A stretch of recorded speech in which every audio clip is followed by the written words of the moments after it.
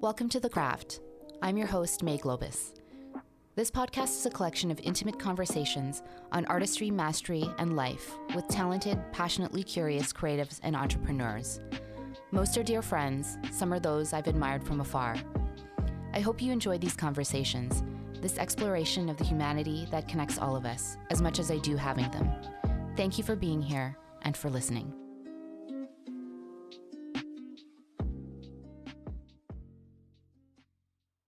This episode is sponsored by Happy Fox Health, a natural supplement brand focused on sea moss, a marine algae that has 92 out of 102 essential nutrients that your body needs to thrive and regenerate.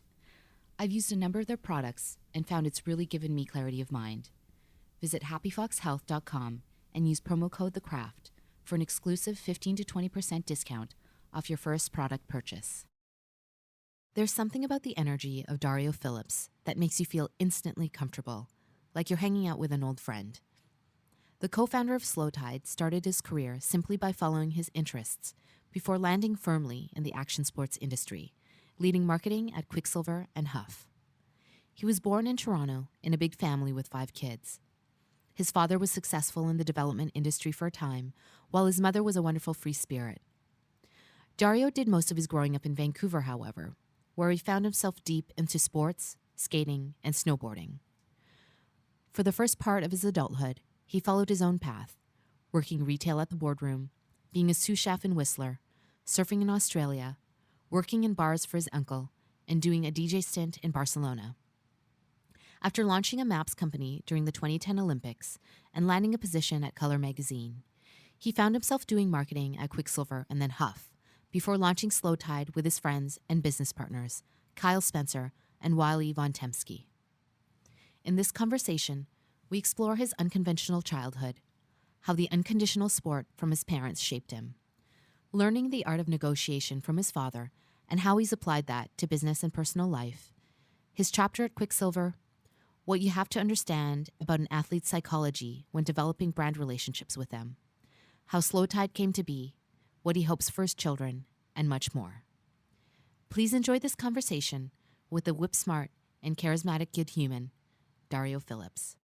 Dario Phillips, welcome to The Craft. Thanks for having me. I'm really excited to be here. Yeah, it's been so nice meeting you and chatting with you over the phone. This is actually our first time meeting in person, but I don't know. I feel like I've known you for a long time for some reason. Yeah, I think just so many mutual friends and Vancouver being a pretty small city, especially in our industry. And yeah, but super excited to meet you in person. Yeah. I feel like maybe we have crossed paths at Fortune or one of the clubs in town. Exactly.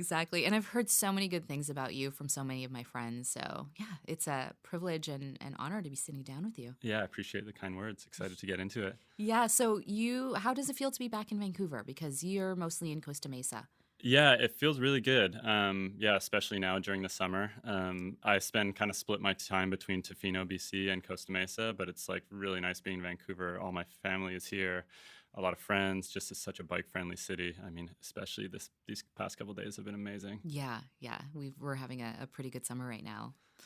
So let's go way back in time. Tell me about your childhood. You were born in Toronto. Yeah, I was born in Toronto, come from a really big family, 5 brothers and a sister.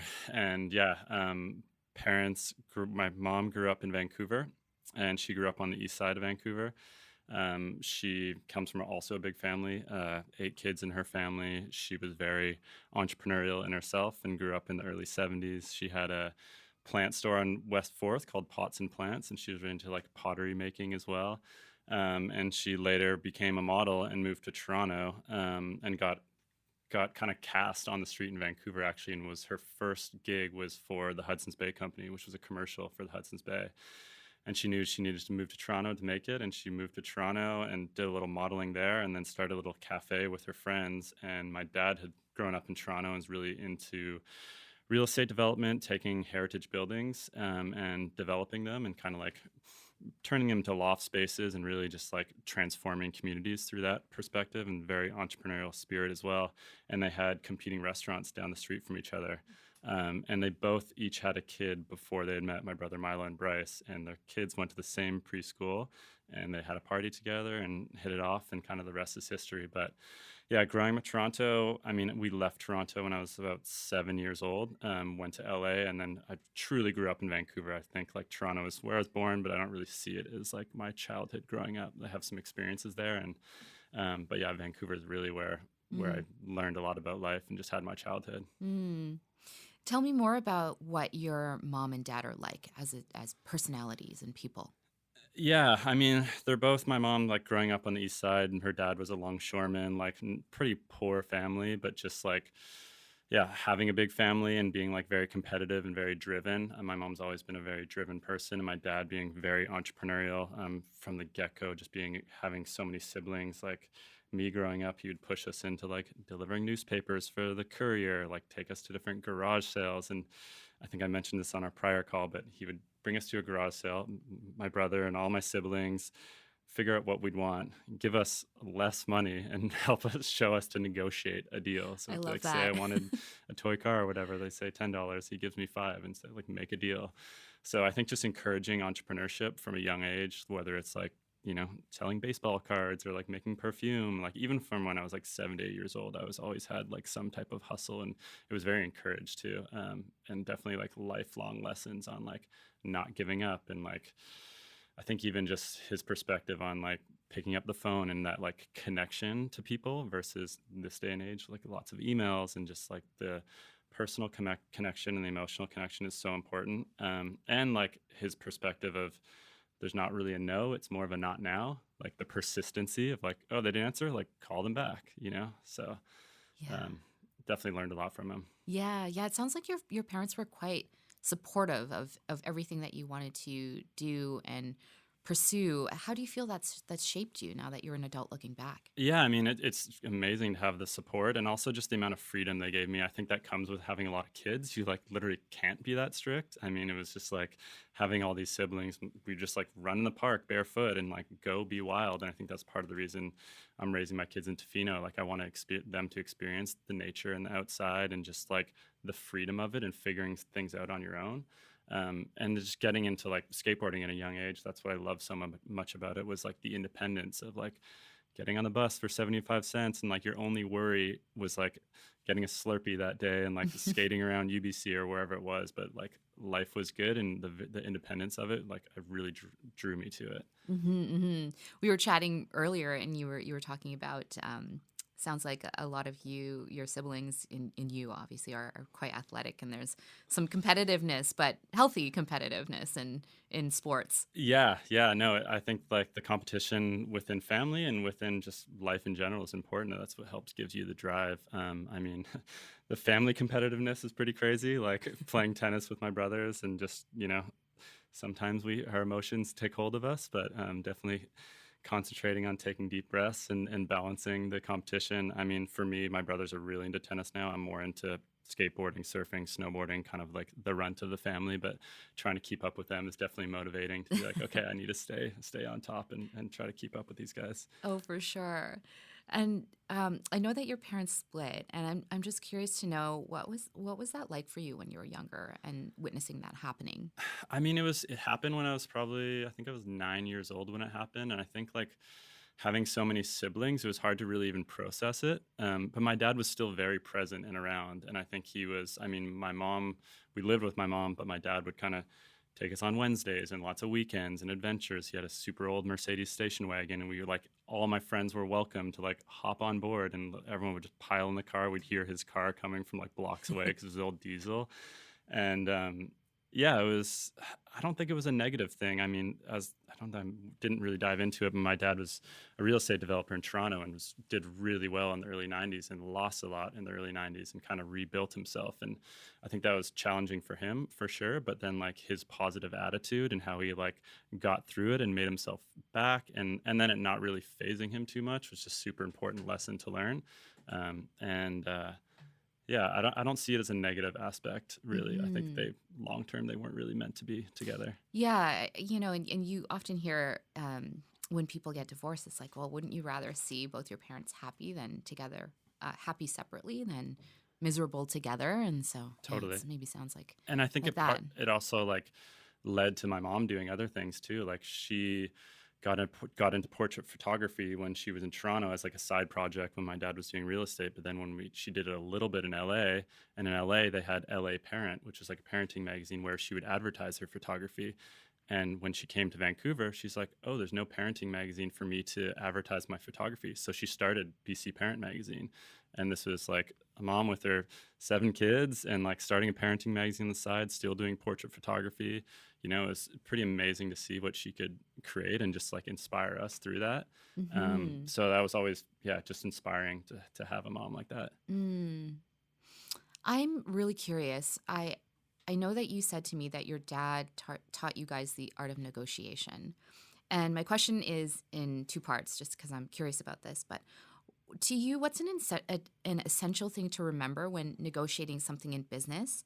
And how is it the same or different when you're negotiating your needs and boundaries in your personal life/relationships? I mean, this is always a work in progress for me. I don't think I know the perfect art of it because even for me, I have a different personality, like very driven, like can kind of push too hard sometimes. And even having business partners, we all have different relationships. I'm like, where's the problem? Where's the solution? Let's go. Like, let's move quickly where, they take a little bit longer to digest things and process things. And it's healthy to discuss all those different sides of things. So I'm definitely learning. I'm not a master of it, but I think like knowing where the leverage that you might have, knowing what the market is, and I think like showing that it's a win-win for both parties. I think that's the biggest thing of like negotiations meant to be like positive for both parties and not like a negative or one side wins. And that's why I look at collaborations. I'm like, if we're partnering something, I want both of us to be really happy about it and both of us to be like, this was a win, this made sense, versus it being really one-sided. So I mean, that's the way I look at it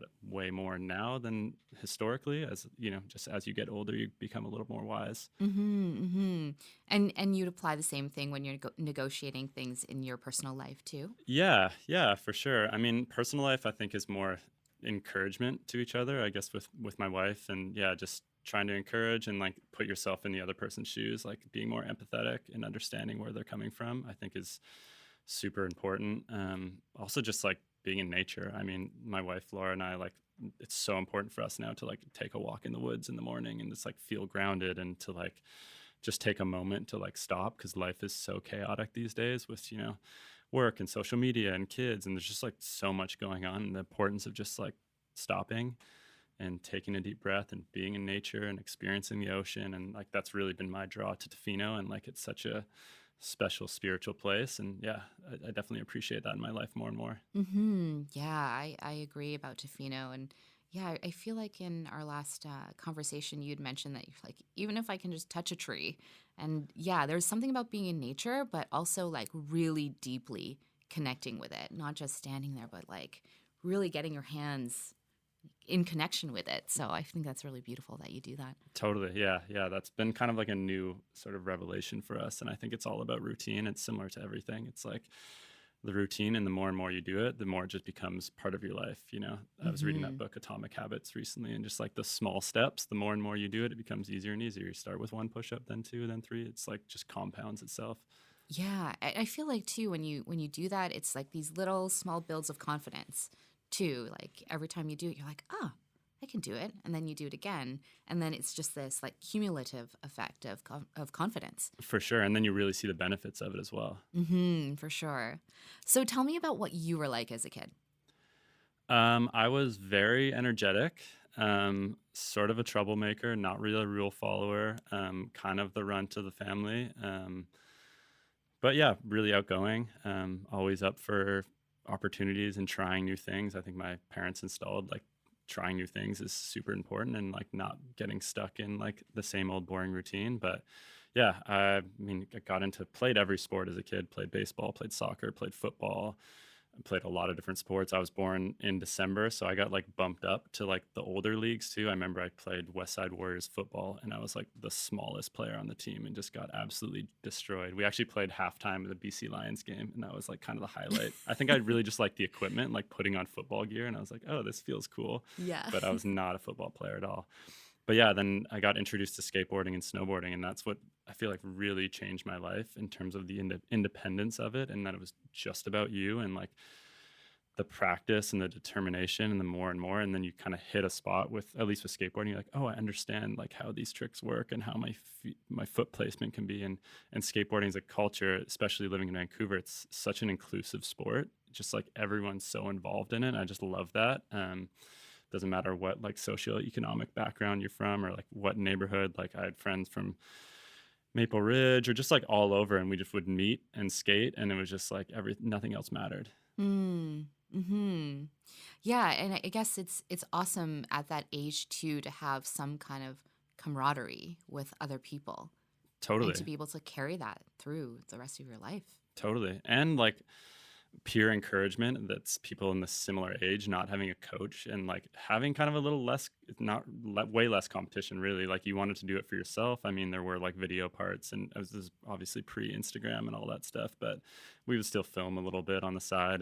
But it was just about like being with your friends and doing tricks and encouraging each other and just having a good time really. Yeah, yeah.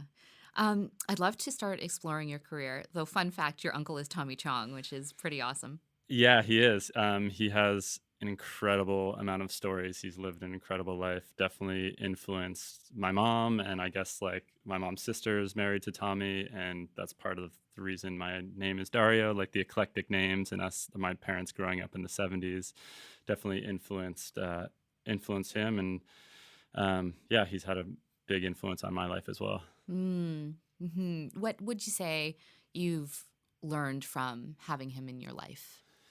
I think like his son Paris really like introduced me to skateboarding. Like he was kind of like the older like cousin who was into like lived in California, was into like surfing and skating, and kind of introduced that to me. But I think just like having him around and hearing stories from Tommy, I've actually interviewed Tommy a couple times for like future careers, and hearing all the people he has met throughout his career and just like how he approaches comedy, storytelling, and just like he's also an entrepreneur. Like he owned nightclubs in Vancouver called the Shanghai Junk. He's played in multiple bands. Like he's a comedian. Like he definitely like pushes the envelope of what's possible. Mm, one of those original multi hyphenates, as they call them right now. Yeah, yeah, for sure. So yeah, let's explore your career. I'm just going to go through a list of things that you've done, and then there's a question at the end of this. Of course. So it seems like your career has been really organic. You worked at the boardroom to start. You were a sous chef in Whistler. Then you went to Australia for travel and surf. There was a stint promoting parties, Montreal to try school, New York, Vancouver again, Barcelona, and then back again here for the 2010 Olympics, where you launched a maps company that had hot tips on the city. And then you ended up at Color Magazine doing partnerships. And then you went over to Quiksilver through our friend Shauna Olston, our mutual friend. I'd love to put a pin on the Quiksilver chapter, but my question about all of this is because it seems so natural, like this natural following of your curiosity, I'm wondering if you consider yourself an intuitive person and if you just followed, for like a lack of a better term, your soul. Yeah, I mean, I think I'm considering myself more intuitive now, but I think then I just didn't really know. You're kind of just young, and I think the openness to curiosity and going with the flow and like not saying no and be like, oh, let's move to Montreal. Sure, cool. Sounds like a cool idea. I've got friends over there. Like, let's give it a try at school. Like, not going so great. Like, New York's an opportunity. There's another new opportunity to learn about yourself, meet new people. And I just kind of said yes more than I said no. And I think those things kind of just led to new opportunities. And I think, yeah, I guess my like passion for skateboarding, snowboarding, surfing, like never left me. And I think, had sections of my life where I was really into music and kind of just like followed those as I went along. But it's kind of like diving back into like the Quicksilver thing. Like I didn't even know those jobs existed. Like when I got approached by Shauna, I was like, whoa, this is a job? Like, are you kidding me? This is like built for me. So it's like kind of crazy when you think about that, like how it all came full circle, and it did really feel like it made sense. And it's not like you had formal training in marketing, right? Yeah, I mean, I studied marketing, Oh, but okay, okay. it wasn't really like, to be honest, like what I learned in school, like was nothing to do with what I was actually doing in practical sense. Like I think I learned more from promoting nightclubs, from hustling like whatever I was as a young kid to learning how to sell at Boardroom with Steve Thorpe and Jay Good and all that crew. It's like you kind of learn all these things through actual just doing the job. And I had tons of other random jobs from construction to concrete to kind of learning what I didn't want to do as well. I think that was part of it. Like a lot of these younger career type jobs were like, hey, I don't want to do that. I don't want to do that. Like, what's my true passion? Mm-hmm. Because I feel like with marketing, you can learn sort of like the theory and structure from other people who've done it before. But what about you made you good at it? I think really just the openness to learn really, and like knowing that you don't know everything, and like having mentors. Like I call people all the time. Like anyone who's had that career, I'm gonna be like, hey, what do you think about this? What do you think about that? Even now, and I think the last couple of years, even the last 7 years with Slowtide, like I've learned way more in the last 7 years than I did in the prior 20, because like you just have to learn everything. And I think just being a sponge and absorbing it all and like getting perspectives from people that have done it before, but then also being like authentic and true to yourself and being like, okay, does this make sense for us? Does this make sense for me? But yeah, I think really just the openness to learn. Mm-hmm, mm-hmm. Yeah, definitely. I mean, I think that's a really good approach to life is just be open and be curious, be interested. That's what makes you interesting is when you're interested in other people and other things. For sure. And just the humility of knowing you don't know everything, right? And 100%. that's part of it, being like, I don't know everything. So you have to admit that and be like open to getting feedback. Right. Yeah. Without getting your back up against the wall and being like, oh, okay. Yeah, 100%. Yeah. So when you landed at Quiksilver, you were doing retail marketing, correct? And working with athletes and developing those connections. Correct. Yeah. I mean, we were considered Canadian marketing managers. So, like, everything within the marketing field would be under us, whether it's retail marketing to events to athlete marketing. I mean, we were still under the Americas. Like, we reported to VPs of marketing at the headquarters down in Huntington Beach. But it was pretty amazing just the setup, myself running Quiksilver marketing, Kelly Etzel running Roxy marketing, and Mikey Scott running DC marketing, literally in a triangle desk in North Vancouver facing each other each day. And, we were friendly with each other, but it was like friendly competition at the same time, which is, I think, super healthy and just a lot of fun. Of course. Yeah. You're working with your friends and that's pretty awesome. Totally. And so, then you were promoted to American Marketing Director, and then you moved down to California. Yeah. Yeah. And then it was kind of an interesting time because shortly thereafter, there was new leadership that came about. Yeah. And then you ended up having to cut a whole bunch of athletes. How did you weather that responsibility, and especially when so many of those athletes you had relationships with? I mean, that was really hard for me, to be honest. That was like one of the hardest parts of my life, because I did the Quiksilver marketing in Canada, like brought a lot of the athletes on board, fostered the relationships, like built this skate team, built the surf team, a lot of snowboard athletes as well that like really put their heart and soul into this. And this is like stepping stone in their career.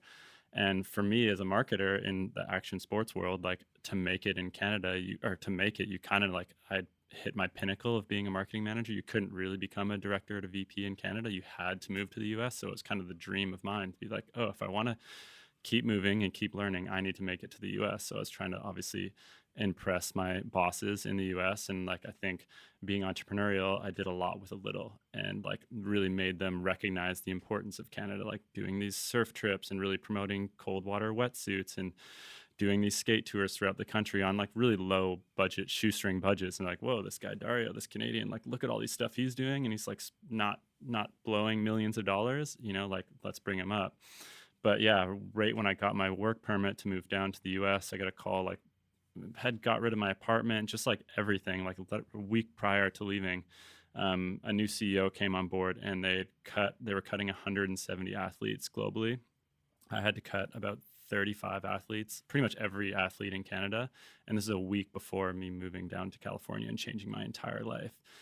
So yeah, those conversations were really tough. But at the end of the day, like my friends knew and the athletes knew it wasn't me making that decision. It came from above. It was out of my hands. There was nothing really I could do. So that made it a little bit easier, but it was still like there was a lot of tears. Like it was hard. Yeah, that is hard because I'd imagine you feel like you're just disappointing them as people in your life. Totally. And a lot of them I respect so much too. I'm just like, these people, some of them are my idols. Like Raf Bruweiler in Tofino, like that's part of the reason my connection, I've learned so much from him. So be like, oh, you're not getting a paycheck anymore. Like, and I had to tell you that. It's just like, it was really tough. And you were able to maintain all of those friendships after Yeah, that? yeah, totally. I mean, even stronger now, like just Mm. because of the importance of friendship for me and the importance of having those role models was, yeah, really Yeah. important. I do have a question about developing a relationship with an athlete. Do you have any golden rules or an approach when you're trying to develop a relationship with an athlete? What do you have to understand about the psychology of an athlete in order for the relationship to be fruitful between you, your brand, and them? I mean, I think you really just need to put yourself in their shoes. I mean, I would consider myself an athlete, like not a professional athlete, but like I do a lot of these things. And I think that's why I like succeeded in marketing or in action sports, because I was relatable. Like on the surf trips, I'm in the water with them. On the skate trips, like I'm skating. I might be not doing the same tricks, but like I'm there. So like encouraging them to be like, go after it. You guys are getting paid to do this. This is like the best job ever. Like, you're really like trying to encourage them that way to be like, this is amazing. But I think encouraging them in general, like I think now it's more just like content creation, just being true to yourself and not being like, oh, I have to be this contest kid. Like, because you end up, anything authentic doesn't work in the long run. Inauthentic doesn't work in the long run. Like I've seen a lot of surfers getting pushed to contests and they're like, oh, that's not me. I just want to like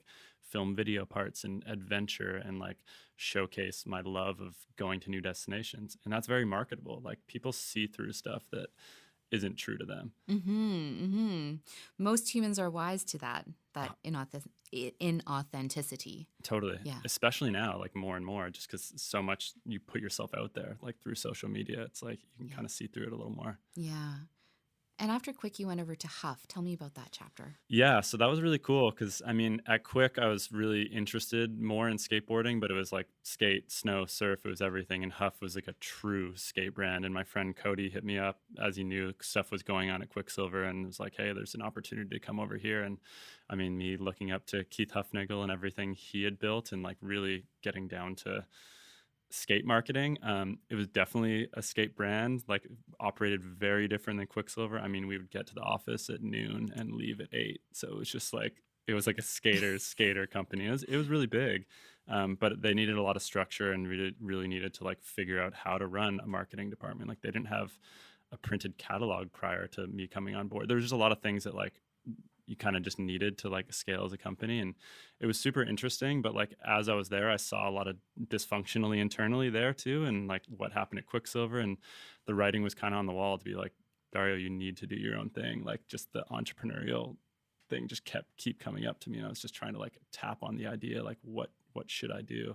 And that's what kind of led to Slowtide and me meeting with Kyle and Wiley and sparking that off. Yeah, before getting into the Slowtide chapter, I'm curious to know, in the time that you spent in the real corporate world, what are the lessons that you learned, and how did it make you a better entrepreneur now? Yeah, I think like the tough thing about the corporate world, or at least my experience at the Quiksilvers and the Huff of the world, it was very siloed. So it was like marketing's marketing, sales is sales, accounting's accounting. Like they're all these like siloed separate teams. So like even at Quiksilver in the early days, like we would do marketing, but like there wasn't a connection to the sales teams. Like sure, they'd be like, hey, sales needs this like retail window or something there, but there was no like KPIs related to it. It was more just like, I hope this is work. It's making the brand cool. Like you don't really know. And it was just very siloed out. Even at Huff, it was like totally siloed. Like, hey, we need a catalog. You guys are doing these Instagram posts or some video part, but it wasn't like connected to the business. And I knew as we kind of shifted, or we had to when we started Slowtide, very low budgets, like what we did had to work. And if it didn't work, we wouldn't have a business. So I think that was, I mean, the biggest learnings, and we're still learning about it. Like that's, I think the challenge of my job now is I can't be siloed, so I can't focus on one thing as much. And I think that like trying to juggle and wear tons of hats is challenging too. So like compartmentalizing your day into like different sections on what needs to get done is super important, because you can get distracted with a million things going on at once. Yeah, 100%. It's so interesting about you talking about teams being siloed in corporations, because in my experience when I was at corporations, it was the same thing. Like everything was siloed, and I wonder what that is. It doesn't seem efficient, but it seems like so many companies do that. Yeah, And there's yeah. no, like, that ecosystem isn't interconnected. So I wonder what that is. If it's just when teams get so big, it's harder to communicate. I wonder how it just could be better. Yeah, I mean, I've seen it so many times too when like big conglomerates buy multiple companies and try to do like shared services model. Even when I was at Quiksilver, it was like Quiksilver, DC, Roxy, they're all trying to like share creative people. And I think it doesn't really work a lot of the time. Like, yeah, I mean, I think it'd be really challenging more just to have that many employees and having Hmm. that many like siloed channels. Yeah, yeah. And I guess that's when it's really important to be able to have a really strong brand and strategies, and that where everyone is kind of, they're rowing in the same direction and they understand why and how. Totally, Yeah. totally. And so with Slowtide, tell me about how the conversation came about with you and Wiley and Kyle. Yeah, so actually, originally, like when I first moved down to the US, I didn't have anywhere to live, and my friend Andrew Sayer was leaving Costa Mesa, and he's like, "Hey, I've got this apartment you can move into while you become the marketing director and roommates." And Kyle was actually my roommate there, and he had later left to go get married. But he was also design director at DC Shoes, and I was marketing director at Quiksilver. So we had kind of like similar level roles. I would see him around the office. We got introduced, became closer friends, and then I got introduced to my third partner, Wiley. Very happy-go-lucky, creative, and I was just like drawn to him. He was so much fun to be around. And I kind of heard rumblings that they had an idea to do a towel company, and I was like, "Oh, that sounds cool." Didn't really like talk about it. It was just like, "Oh, I heard that," and kind of as I moved over to Huff, I was like, "Hey, that's actually a really good idea." And they were kind of like sitting on it for maybe 2 years, and yeah, it kind of dawned on me one day. I'm like, okay, I need to approach them and I need to be the third partner and I need to motivate them to be like, let's do this. Like, and I think that's why we work so well together is like they had the concept, but needed the third partner to come in and like really help execute and like light a fire to be like, let's go. The time is Mm-hmm. now. And I think just seeing all these category specific brands pop up and us wanting our independence and kind of all coming to similar pinnacles in our career at the same time, like the opportunity was there and we were just ready to like go for it. I mean, it was Mm-hmm. scary though. Like at the same time, I had married my wife, she was pregnant at the same time. So it was just like a lot going on and really like rolling the dice and going for it. Yeah, you had two babies coming, like Yeah, this creative one and then an totally. actual one. Totally. Yeah, and then for people who don't know, it's Wiley Von Temsky and Kyle Spencer. Yeah. Yeah, Yeah. yeah. And so you guys, tell me a little bit about how you approach towels. So I was reading that you consider them beach canvases or functional arts. Tell me more about this because you've collaborated with a lot of great artists and brands. Yeah, I mean, we look at it as like an extension of a piece of self-expression. Like when we looked at towels, they were all very boring, very logo driven. We had a lot of connections with different artists, different photographers throughout the years, and we wanted to, how can we showcase their art and then also like make art more accessible, paintings that you can't access, like how can you bring that to the beach or to your home or to different areas, but like just really allowing people to express themselves, whether it's like our mollusk collaboration with a beautiful sun on it or like an interesting plaid or a Takashi Murakami print. I think it was needed in the space, and I think it's a product that's used every day. So yeah, It is, you need there it. was a lot of opportunity. Yeah, I like that idea of being able to bring art that is seemingly inaccessible into your home. I actually really love that a lot. Yeah. Totally. Yeah. And I mean, we've expanded beyond towels into blankets and throws and just kind of like that category and how it can be used every day in your home in all these different locations. And then just doing art shows too, as well. And like, Mm. using it truly as a canvas and hanging it on a white wall. And like, we partner with a lot of charities and give back that way. But it's really cool to see it literally hung on a white wall like it would be done in an art gallery. Yeah, yeah, that's amazing. So you have done collaborations with Keith Haring, the late, the Beatles, Pink Floyd, the Grateful Dead, the NBA, and then Wu-Tang earlier this year. Is there anything that we can know about something coming up? I probably, Or yeah. just stay Yeah, tuned? stay tuned. There's a lot of really cool partnerships coming up. I think that's like a really huge part of our brand, and how we storytell and how we do authentic collaborations. I think the the towel that I just passed over to you is a collaboration with 917. And I met Alex Olson through work. He was on the Quiksilver skate team. And just like it all comes back to relationships through myself and my co-founders and our staff too. Like we come to our team and say, hey, who should we work with? Who's friends with who's an interesting artist? And then we also like survey all of our community or customers each year and be like, hey, who do you want us to work with? So I think really listening to your community and understanding like what do they want to see from you. Yeah, I really love that idea because then they become part of the creative process. They become creators with you, alongside you. Totally. Yeah, no, I think it's really important to understand like who your community and who your customers are and really listen. I have a question about hip hop and the skate, surf, snowboarding cultures, because you just did something with Wu-Tang, and I was re-listening to my episode with Tony Ferguson, and he was talking about using obscure music and hip hop in his early skate videos. What is that emotional connection and resonance between hip hop and these action sports cultures? Do you think it's because of the idea of anti-establishment? I think anti-establishment, but then also, at least for me, it's just like getting hyped and the beat behind it, and you like kind of like hyping yourself up to be like, oh, I'm gonna jump down this, like, or I'm gonna like just mentally getting excited. And obviously like hip hop is like, yeah, the beats, it can be like hype you up, whereas some other like classic rock or whatever might not do the same thing to you.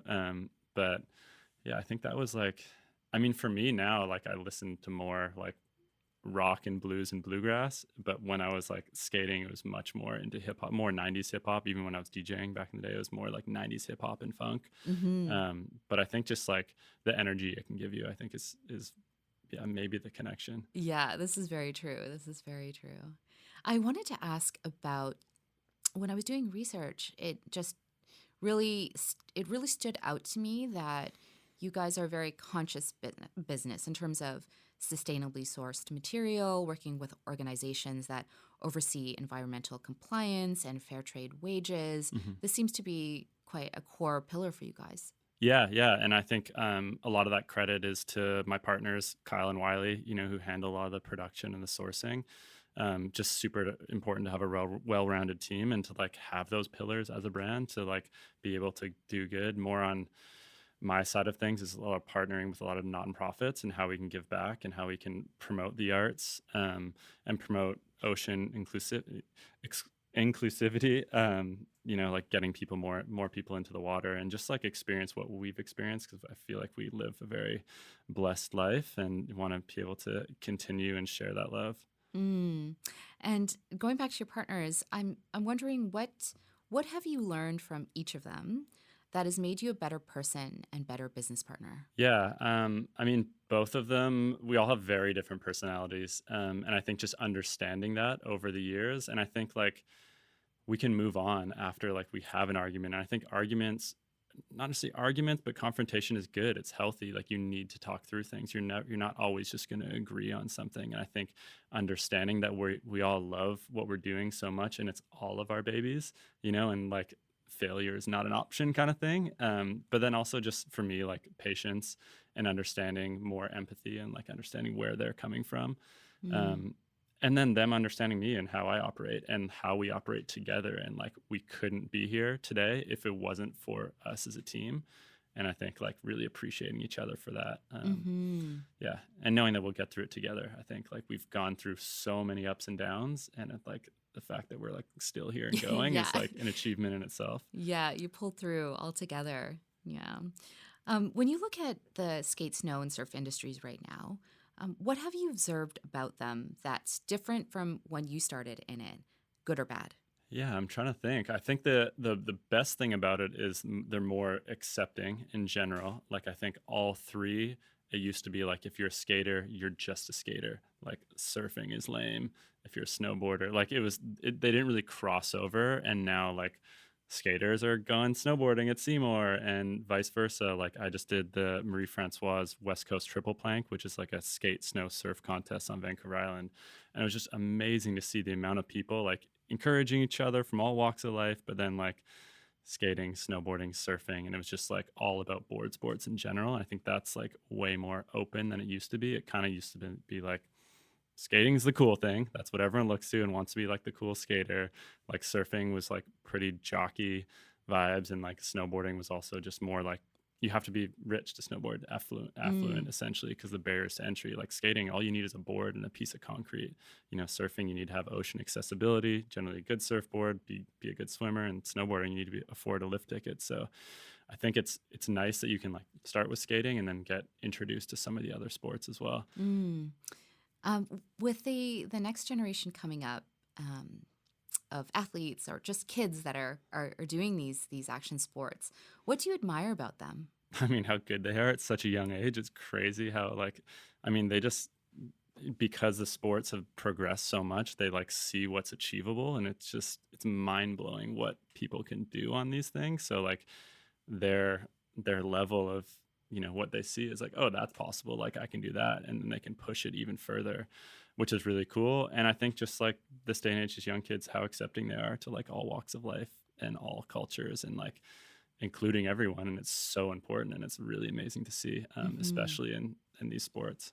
Yeah, I've definitely noticed that about the next generation is that they're just, yeah, they're like colorblind, and they're, everything is just open, and they are extra curious, and they are like looking for spiritual transcendence in a way that I feel took our generation longer to get there.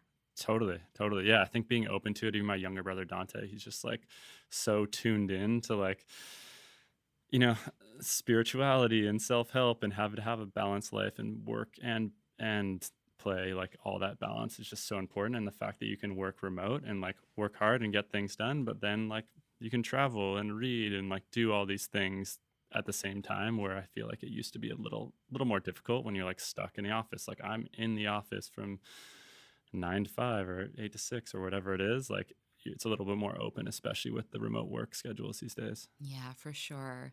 And in terms of, because I can see that you're a very curious person and you're very inspired by so many things. What are you super into right now? Like, what has caught your curiosity and has caused you to dig deeper in recent weeks or months?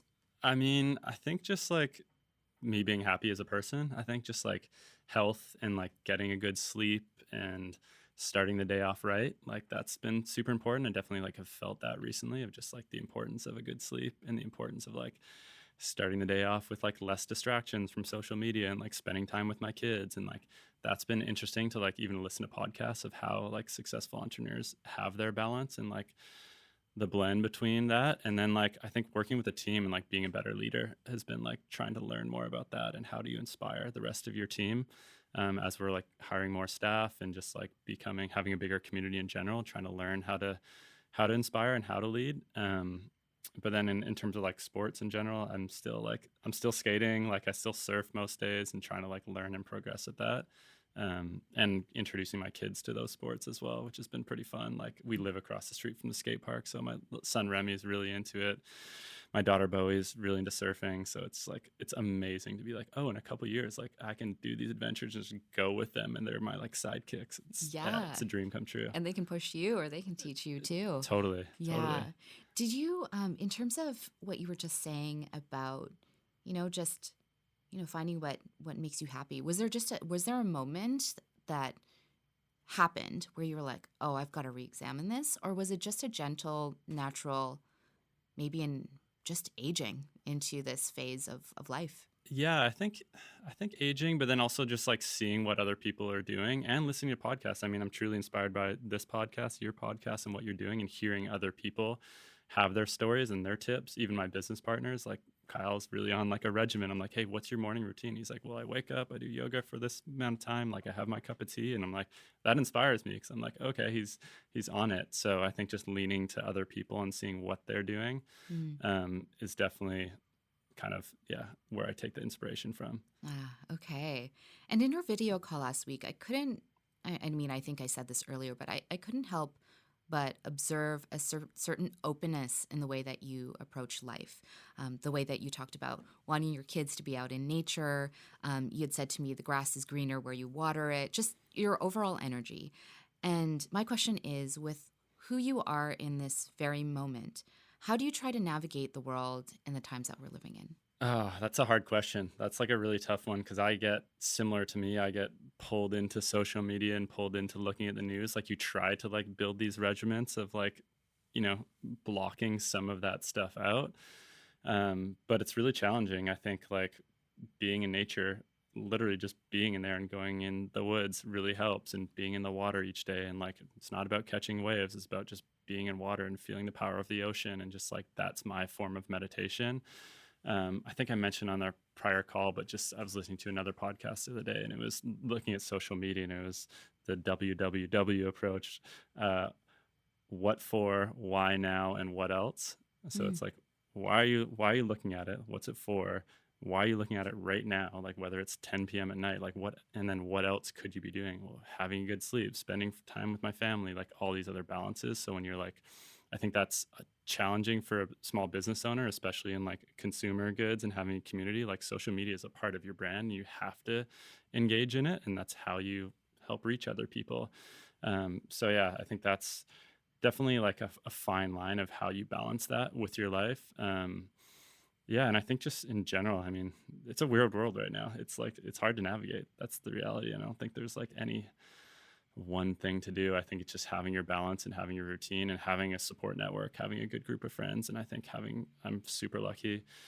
My wife is super supportive, and having kids, it just like, kids just distract you from all that stuff. Like you take them to the park and they're like, oh my God, this flower or this butterfly or whatever. And you're like, you pretend you're a kid again too. So like the littlest things can be exciting. And I think that's really healthy and really refreshing as a parent to like just see that and engage with them and just try to give them your full attention. And what a beautiful way to live, like to notice these little things and find the small joy in them. So yeah, kids Totally. really do bring that out for sure. Yeah. But I mean, the start of the year was tough. I mean, being in Tofino, like it was crazy cold winter, like everyone had COVID, people were locked down. Like it's been a hard year for lots of people, in the last couple of years. It's definitely like, I feel like we're coming out on the other side, but I mean, people are going through it. And I think like being there for them and being open to talking about your tips is just really helpful. And people really are more open. I do think that we are coming out of it, but we are also seeing the mental health effects of the last 2 years. And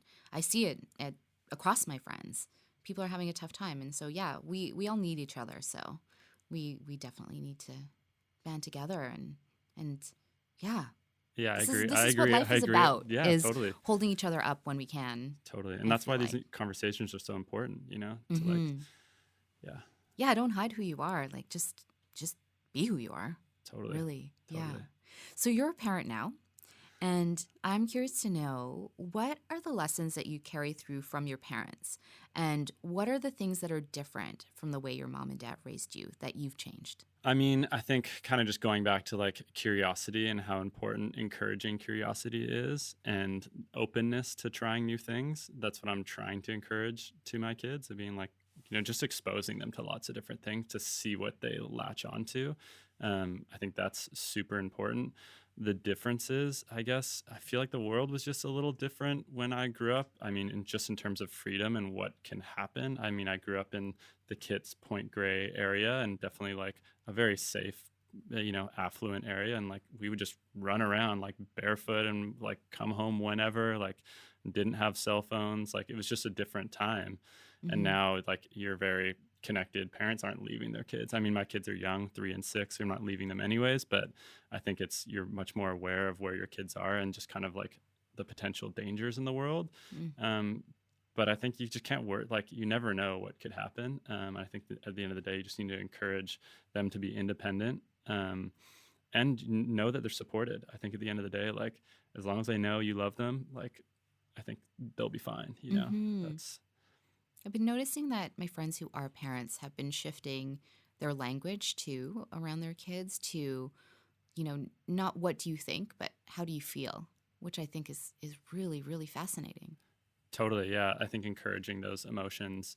I don't think I've done that personally too much myself yet, but I think I need to maybe read a couple parenting books or listen to a couple podcasts to brush up on those skills. Yeah. What do you hope for your children? I just hope they do what they love and like follow their passions and just know that they're loved. I think at the end of the day, I think that's like the biggest thing, that they know that they have a support network in whatever they do, and just the importance of like community and giving back. And I mean, there's a million things you can do in this world too. It's just crazy, especially now, like what your career and what your passions can lie to. And I think just the openness to curiosity. I mean, 20 years ago, you would have never imagined like all the different types of career types. I mean, from like influencers to like YouTube celebrities to like gamers to, non-pro. There's just a million different directions you can go. So I think just like encouraging them and supporting them, and like, I just want them to be open to learning all the time. And I think that's like the biggest thing of like, you can figure anything out, especially now with like tutorials or whatever. It's a different way of learning too than what it was. And I think the importance of, formal education is definitely changing depending on how motivated you are and how curious you are as well. I hope that it's changing. I agree it is, because, there's just certain things that I learned, way back in the day that I just didn't connect with and I wasn't really good at, and how discouraging that was to not know that there were other things that I could have nurtured. I mean, life happens and you find your way, but yeah, for kids to know like, hey, actually I have this passion or this talent and someone is there to help me go down that path seems like such a better way of doing things. Totally. Yeah. I wish like, secondary education would have more like mentors involved, I think. And like, how do you find a mentor and how do you like them help lead that path? Because I think, looking back at my high school experience, I mean, I learned a lot of the basics, math and reading and writing and that stuff. But I think like some of those, it was more really just relationships that you learned throughout high school. There wasn't a lot of like practical work that you can take to get a career. It was more, relationship building and how to navigate, being around 5,000 people. Yeah. So to your friends and to your crew, all the people who've been there in your world along the way, what would you want them to know right now? What would I want them to know? That I appreciate them and appreciate all the support. And I mean, my friends right now, like everyone's done a lot of amazing things too. Like even all the like the skate crew that I grew up with, and just seeing like the crew from Vancouver has like done so much and become entrepreneurs themselves or become doctors and lawyers and like done a lot of great things. And I think it's really cool to like see your childhood friends and I think just like the core skate community of what people can achieve, and just like being Canadian too and knowing you can like become this like global person and not just being like limited to Vancouver. I think encourages me, and I think it encourages younger generations. Is like you can make it beyond Vancouver. Yeah, exactly. You can make it anywhere. Yeah. They used to say that about New York, but hey, it can happen anywhere for sure. Totally. I really, really appreciate your time. This has been such a great conversation. The last question that I always ask everybody: with what you do, what is it that you want to leave behind in the world? Yeah, I think I just want my kids to have these life lessons similar to curiosity and openness and just ever learning. I think that's the biggest thing, just openness to learn. And just, I guess, just being that like care about the world, pass it on to your future generations. I love that. Thank you so much for your time. I hope there is a conversation too next time you're in town. And congratulations on everything. You seem really content. Like you seem like you have a very content energy. Thank you so much. I really appreciate it. It's been really nice being on here. It's such a pleasant conversation, and keep doing what you're doing too. This really inspires me and inspires our community as a whole. I love it. So keep going. Thank you. I will. I plan on it. If you enjoyed that last conversation, be sure to check out more episodes of The Craft on Spotify and guest photo galleries on the website at wearethecraft.com. Thanks again for listening.